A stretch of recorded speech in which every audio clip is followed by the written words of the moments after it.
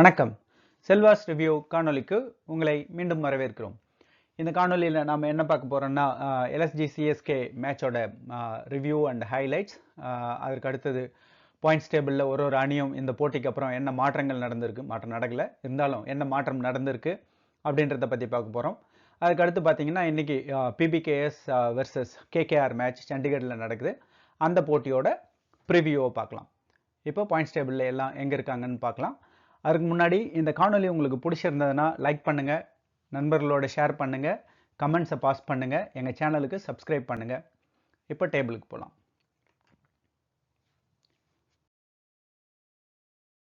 முதல் இடத்துல குஜராத் டைட்டன்ஸ் இருக்காங்க. இரண்டாவது இடத்துல டெல்லி கேபிட்டல்ஸ். மூன்றாவது இடத்துல ராயல் சேலஞ்சர்ஸ் பெங்களூர். நான்காவது இடத்துல எல்எஸ்ஜி. ஐந்தாவது இடத்துல கேகேஆர். ஆறாவது இடத்துல பிபிகேஎஸ். ஏழாவது இடத்துல மும்பை இந்தியன்ஸ்.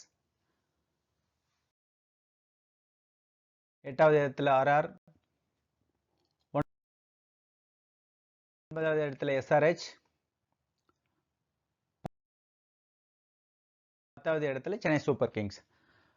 ஸோ இதுதான் இப்போ நம்ம டேபிளில் இருக்கிறது.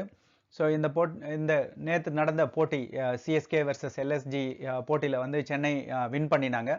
அதில் வந்து எப்படி இருந்ததுன்னா, வந்துட்டேன்னு சொல்லு, நான் வந்துட்டேன்னு சொல்லு அப்படின்ற மாதிரி ஒரு வின்னை பண்ணாங்க. என்னென்னா, இந்த 3 ரூபா 3/4 ரூபா பிளேயர்லாம் வாங்கி வச்சுக்கிட்டு நம்ம படுற அவஸ்தை இருக்குது பாருங்கள். அது வந்து சிஎஸ்கேவோட ஃபேன்ஸாக இருக்கிறவங்களுக்கு தான் தெரியும். ஸோ அதை பற்றி நாம் இன்னொரு காணொலியில் ரொம்ப விரிவாக பார்க்கலாம்.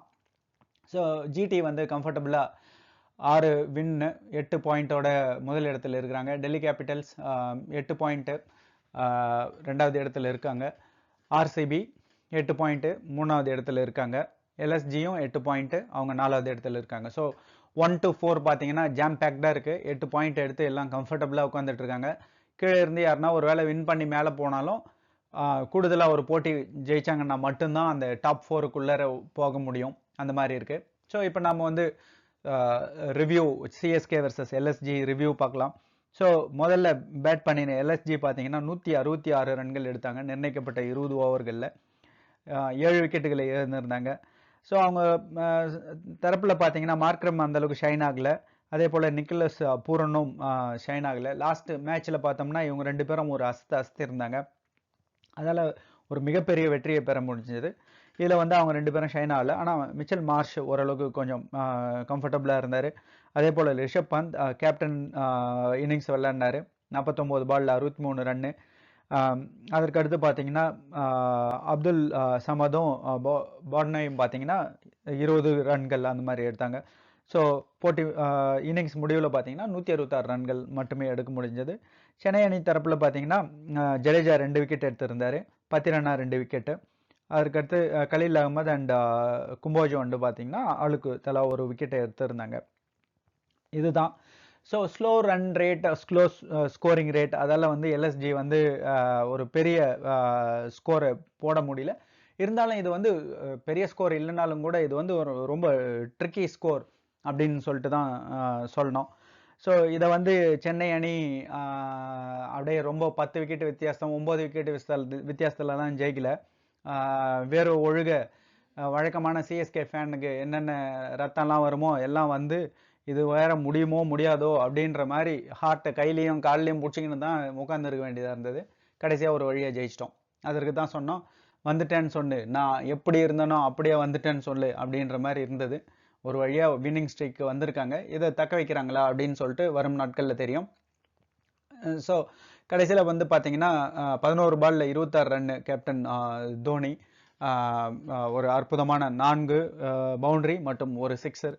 ஸ்ட்ரைக் ரேட்டை பார்த்தீங்கன்னா தெரியும் 236.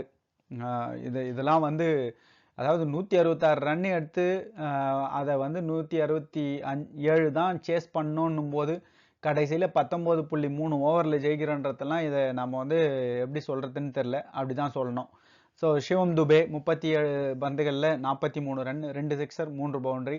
அதுக்கடுத்து நம்ம இத்தனை நாளாக கம்ப்ளைண்ட் பண்ணிக்கிட்டு இருந்தோம், ஓப்பனிங் வந்து சரியாக இல்லைன்னு சொல்லிட்டு. சிறப்பான ஓப்பனிங், 37 ரன்களில் 22 பந்துகளில் ரச்சின் ரவீந்திரா. அதே போல் ரஷீத் வந்து பார்த்தீங்கன்னா 27 ரன்கள். இன்றைக்கி வந்து கான்வாய் வந்து விளையாடல. ஸோ அதால் அவர் ஓப்பனிங் வந்து வேறு ஆளுங்களை கண்டுபிடிச்சிருக்காங்கன்னு நினைக்கிறோம். புதுசாக ஒரு ஆள் வேறு இம்போர்ட் பண்ணுறாங்க இப்போ சென்னை சூப்பர் கிங்ஸுக்கு. அவர் வந்து நல்லா விளையாடுவார் அப்படின்னு சொல்லிட்டு இப்போ பில்டப்லாம் போய்கிட்டுருக்கு. கண்டிப்பாக அது எப்படி இருக்குது அப்படின்றத பார்க்கலாம். அதற்கடுத்து எல்எஸ்ஜி பந்து வீச்சு தரப்பில் பார்த்தீங்கன்னா ரவி பிஷ்னாய் வந்து 2 விக்கெட் எடுத்தார். மார்க்ரம் 1 விக்கெட்டு, அவேஷ்கான் 1, அதுக்கடுத்தது ரத்தி வந்து ஒரு விக்கெட் எடுத்தாந்து. ஸோ 19 நம்ம சொன்ன மாதிரி 19.3 ஓவரில் 168 ரன்கள் எடுத்தாங்க. இதில் என்னென்னா அட்லீஸ்ட் கொஞ்சம் வேகமாக எதனா ஒன்று அடிச்சு பண்ணியிருந்தாலும் பார்த்தீங்கன்னா ஒரு ரன் ரேட்டாவது கூடியிருக்கும். நாம் வந்து பொறுமையாக நின்று நிதானமாக 19.3 ஓவர் எடுத்ததால் நம்ம ரன் ரேட் வந்து அதே இடத்துலையே இருக்குது. ஸோ டேபிளில் எந்த மாற்றமும் இல்லை. 10வது இடத்துலேருந்து நம்ம சிமெண்ட் போட்டு உட்காந்துனோம், நகர மாட்டோம் அப்படின்னு சொல்லிக்கிட்டு இருக்கோம். சரி, அதை வச்சிடலாம், இன்னொரு பக்கம் வச்சிடலாம். இப்போ இன்றைக்கி நடக்க போகிற போட்டி எப்படி அப்படின்னு சொல்லிட்டு அதனோட ப்ரிவ்யூ என்னன்றதை பார்க்கலாம். ஸோ இன்றைக்கி வந்து 31வது போட்டி, 15th April 2025. இந்த போட்டியில் வந்து பார்த்தீங்கன்னா பஞ்சாப் கிங்ஸும் கேகேஆரும் விளையாடுறாங்க. சண்டிகரில் நடக்குது இந்த போட்டி. நிச்சயமாக கேகேஆர் வந்து அவங்களோட வின்னிங் ஸ்ட்ரீக்கை கண்டினியூ பண்ணணும் அப்படின்னு சொல்லிட்டு தான் பார்ப்பாங்க. அவங்க வந்து ஒரு மொமெண்டம் பிக்கப் பண்ணிவிட்டு போனோம். ஏன்னா லாஸ்ட் மேட்ச்சில் சிஎஸ்கே ஒரு வச்சாங்க. அதுக்கப்புறம் அங்கேருந்து அந்த மொமெண்டம் கண்டினியூ பண்ணோம் அப்படின்றதுல அவங்க வந்து நிச்சயமாக ஃபோக்கஸ் பண்ணுவாங்க. ஸோ இப்போ வந்து இந்த டீமோட 2 பேரும் ஸ்குவாட் எப்படி இருக்குது என்ன அப்படின்னு சொல்லிட்டு இந்த போட்டி வந்து சண்டிகரில் நடக்குது இன்றைக்கி. ஸோ அது வந்து பிபிகேஎஸோட ஹோம் கிரவுண்ட். அங்கே வந்து கண்டிப்பாக பிபிகேஎஸ் டாமினண்ட்டாக பண்ண பார்ப்பாங்க. இருந்தாலும் கூட கேகேஆர் ரொம்ப ஸ்ட்ராங்கான டீம். நமக்கு தெரியும் இனிஷியல் ஹிக்கப்ஸ் இருந்தாலும் அவங்க வந்து ஸ்டில் 3 போட்டி ஜெயிச்சு 6 புள்ளிகளோடு இருக்காங்க. Not bad. மற்ற அணிகளை கம்பேர் பண்ணும்போது ஓரளவுக்கு ரீசனபிள் பொசிஷனில் தான் இருக்காங்க.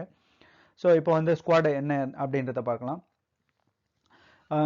பிபிகேஎஸோட கேப்டன் வந்து பார்த்தீங்கன்னா Shreyas Iyer, Maxwell, Stoinis, Marcus Jansen, Chahal, இந்த மாதிரி ஒரு நல்ல ஸ்ட்ராங் பேட்டிங் மற்றும் நல்ல காம்போவாக இருக்காங்க. ஆல்ரவுண்டர் எல்லாமே வந்து பார்த்தீங்கன்னா ஒரு ஸ்ட்ராங் டீமாக தான் இருக்காங்க. ரிக்கி பாண்டிங் ஹெட் கோச்சாக இருக்கார். அதுக்கடுத்து பிராட் ஹடின், நம்மளுக்கு தெரியும் ஆஸ்திரேலியாவில் ஒரு நல்ல ரீசனபிள் ஆல்ரவுண்டர் அவர் விளையாடுற காலத்தில். அதுக்கடுத்து சுனில் ஜோஷி 6 விக்கெட் எடுத்தார் ஒரு முறை சவுத் ஆஃப்ரிக்காவில், யாரும் மறந்துருக்க மாட்டாங்க. அதுக்கடுத்து ஜேம்ஸ் ஹோப்ஸ். ஸோ இந்த மாதிரி ஒரு ஸ்ட்ராங் சப்போர்ட்டிங் டீமும் அவங்க வச்சுருக்காங்க பிபிகேஎஸ். அதால் எல்லாமே வந்து அவங்களுக்கு ஒரு ஹோம் கிரவுண்ட் ப்ளஸ் எல்லாத்தையும் சேர்ந்து அவங்க வின் பண்ணுறதுக்கு ட்ரை பண்ணுவாங்க. கேகேஆர் தரப்பில் பார்த்தீங்கன்னா டிகாக், அஜய் ராணே, நரேன், ரிங்கு சிங் ரொம்ப ரொம்ப ஃபெமிலியரான ஒரு டீம். வெங்கடேஷ் ஐயர், மொயின் அலி, ரசல், ரமன்தீப் சிங், ஹர்ஷித் ராணா.